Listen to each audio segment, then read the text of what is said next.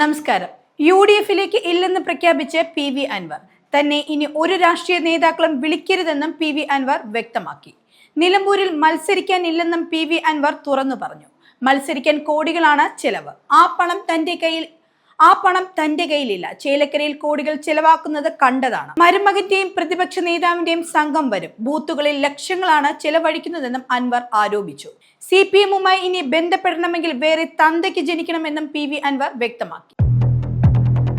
നിലമ്പൂർ ഉപതെരഞ്ഞെടുപ്പിലെ ഇടതുമുന്നണി സ്ഥാനാർത്ഥി M സ്വരാജ് ഇന്ന് മണ്ഡലത്തിലെത്തും. രാവിലെ നിലമ്പൂർ റെയിൽവേ സ്റ്റേഷനിലെത്തുന്ന സ്വരാജിന് പാർട്ടി പ്രവർത്തകർ വൻ സ്വീകരണമാണ് ഒരുക്കിയിരിക്കുന്നത്. തുടർന്ന് തുറന്ന വാഹനത്തിൽ ഇരുചക്ര വാഹനങ്ങളുടെ അകമ്പടിയോടെ LDF സ്ഥാനാർത്ഥി CPM പാർട്ടി ഓഫീസിലെത്തും. ഇന്നുച്ചയ്ക്ക് 2:30 സ്വരാജിന്റെ റോഡ് ഷോയും സംഘടിപ്പിച്ചിട്ടുണ്ട്.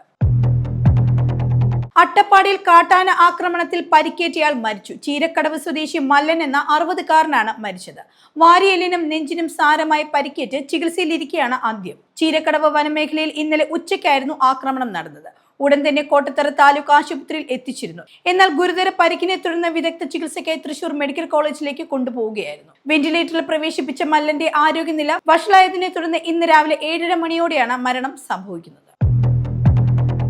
പുതിയ അധ്യയന വർഷത്തെ വിദ്യാഭ്യാസ കലണ്ടറിൽ തീരുമാനമെടുത്ത് സർക്കാർ. പുതിയ വിദ്യാഭ്യാസ കലണ്ടർ അനുസരിച്ച് സംസ്ഥാനത്തെ സർക്കാർ എയ്ഡഡ് ഹൈസ്കൂളുകളിൽ അരമണിക്കൂർ പ്രവൃത്തി സമയം കൂടും. രാവിലെയും വൈകിട്ടുമായി 15 മിനിറ്റ് വീതമാണ് കൂട്ടുക. ഇതോടെ പുതിയ പ്രവൃത്തി സമയം രാവിലെ 9:45 മുതൽ വൈകിട്ട് 4:15 വരെയാകും. ഒപ്പം തുടർച്ചയായി 6 പ്രവൃത്തി ദിനങ്ങൾ വരാത്ത വിധം 7 ശനിയാഴ്ചകളിൽ കൂടി ക്ലാസ് ഉണ്ടാകും.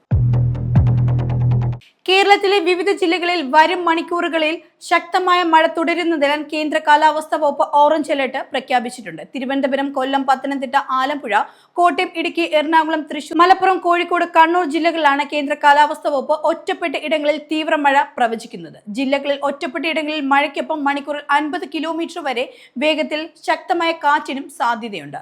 അതിനാൽ ജാഗ്രത പാലിക്കണമെന്നും കാലാവസ്ഥാ വകുപ്പിന്റെ മുന്നറിയിപ്പുകൾ